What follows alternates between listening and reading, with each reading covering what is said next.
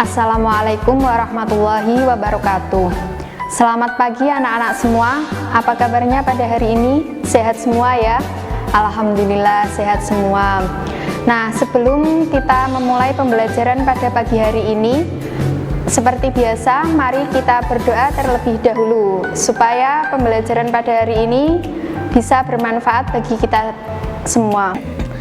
Ayo ketua kelas dipimpin berdoa pada pagi hari ini.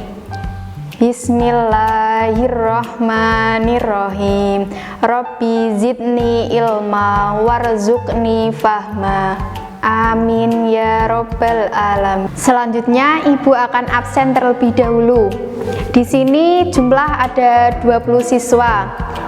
Ada yang tidak masuk apa tidak? Masuk semua ya, alhamdulillah.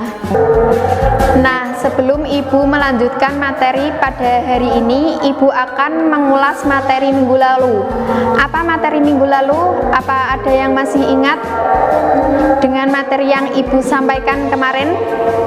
Ya, betul. Materi minggu lalu tentang pengertian dan dasar kias. Apa yang dimaksud kias? Apa ada yang tahu? Ya, betul. Arti dari kias adalah pengukuran. Sedangkan dasar kias adalah dasar perintah untuk mengambil pelajaran atau mengambil pelajaran dari peristiwa. Nah, pada pertemuan kali ini, ibu akan membahas materi pada bab yang pertama, yaitu jinayat dan hikmahnya. Tujuan pembelajaran pada bab jinayat ini ada 5. Yang pertama, peserta didik mengetahui pengertian pembunuhan. Yang kedua, peserta didik mengetahui macam-macam pembunuhan.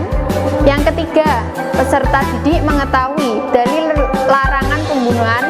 Yang keempat, peserta mengetahui had atau hukuman larangan pembunuhan.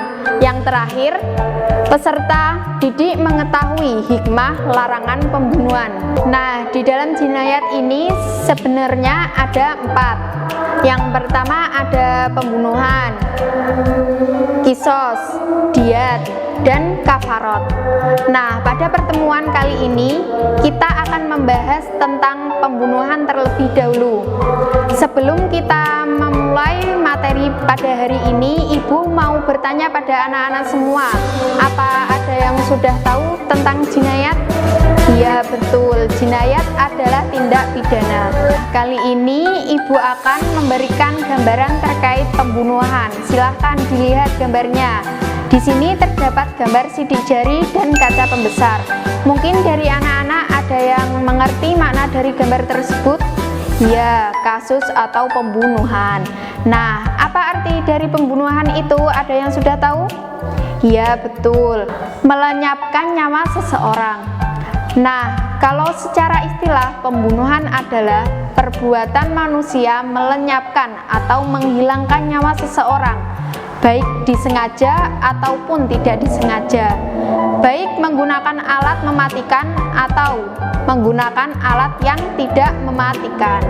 Nah, pembunuhan ini adalah salah satu perbuatan keji, perbuatan haram, perbuatan yang jelas-jelas dilarang oleh agama Islam. Kalau orang muslim melakukan pembunuhan ini dengan sengaja, maka akan berstatus hukum, yaitu dia akan mendapatkan dosa besar. Maka dari itu, kita jangan sampai melakukan perbuatan keji ini. Nah, dari sini anak-anak mungkin ada yang sudah tahu macam-macam pembunuhan itu apa saja?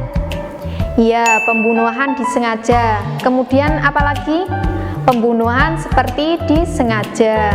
Kemudian yang terakhir apa? Ya, yang terakhir pembunuhan tersalah.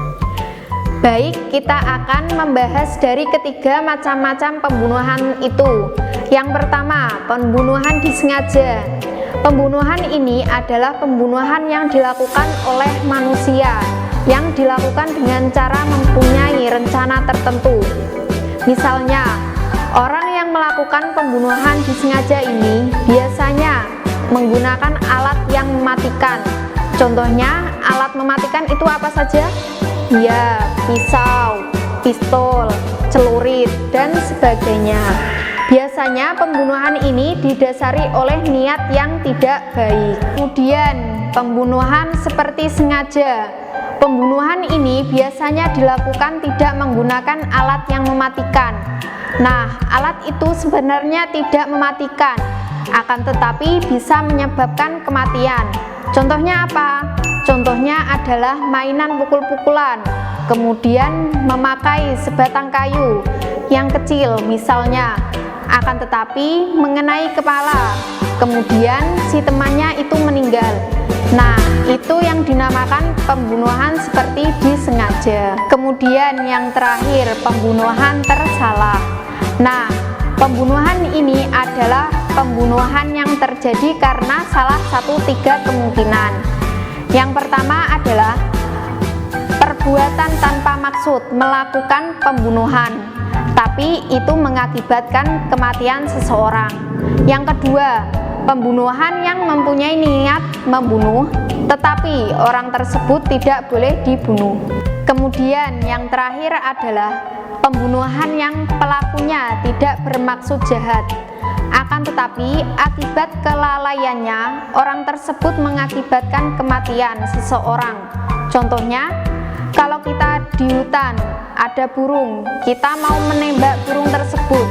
Nah, akan tetapi pelurunya nyasar dan mengenai salah satu orang yang ada di hutan tersebut. Jadi sudah jelas ya anak-anak, kalau pembunuhan itu diharamkan oleh Allah dan melanggar syariat Islam. Maka dari itu Allah menurunkan firman-Nya yang menjelaskan tentang pembunuhan itu diharamkan dalam Quran surat Al-Isra ayat 33 yang berbunyi Bismillahirrohmanirrohim wala taqtulun nafsal lati haramallahu illa bilhaq wa man qutila matluma faqad ja'alna liwalihi sultanan fala yusrif fihi qat innahu kana mansura.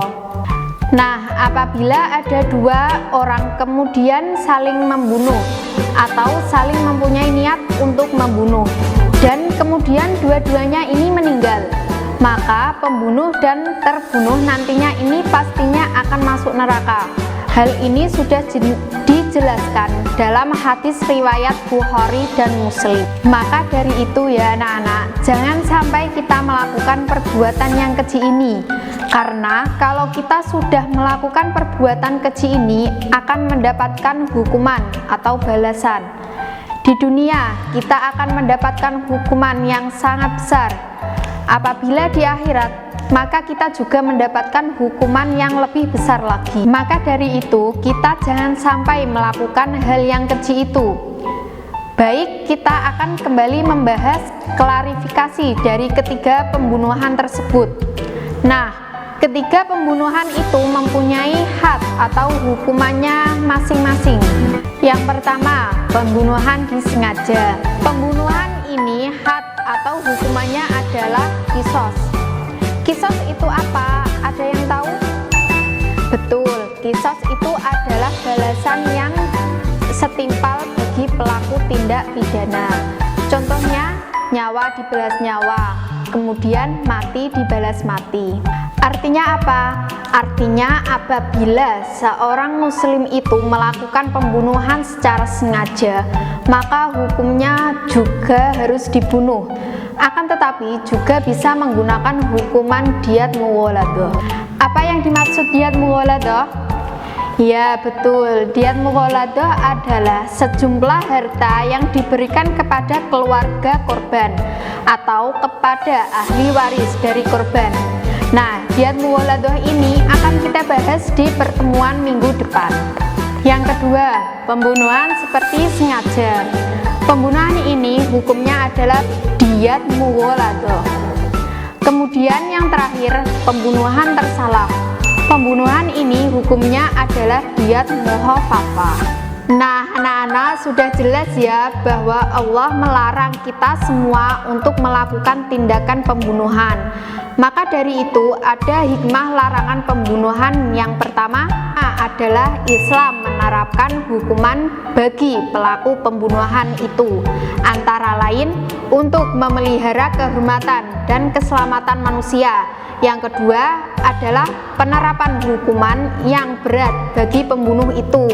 Dimaksudnya tidak ada seorang pun melakukan tindakan kejahatan yang menyebabkan hilangnya nyawa seseorang. Nah, kesimpulan pembelajaran hari ini adalah tentang pembunuhan, yaitu pembunuhan ada 3 macam. Apa tadi? Pembunuhan disengaja, terus pembunuhan seperti sengaja, dan yang terakhir pembunuhan tersalah. Ketiga pembunuhan tadi ada had atau hukumannya masing-masing. Dan intinya kita tidak boleh melakukan pembunuhan, karena pembunuhan itu termasuk perbuatan yang haram, perbuatan yang melanggar syariat Islam, dan juga orang yang melakukan pembunuhan itu dosa besar. Silahkan diingat-ingat materi yang Ibu sampaikan tadi. Setelah ini Ibu akan memberikan tugas kepada kalian semua. Silahkan membuat kelompok. Berhubung kelas ini ada 20 siswa, silahkan membuat 4 kelompok ya. Silahkan ditulis tugasnya. Tugasnya adalah carilah contoh-contoh kasus dari ketiga pembunuhan tadi dan analisis ketiga jenis pembunuhan di atas.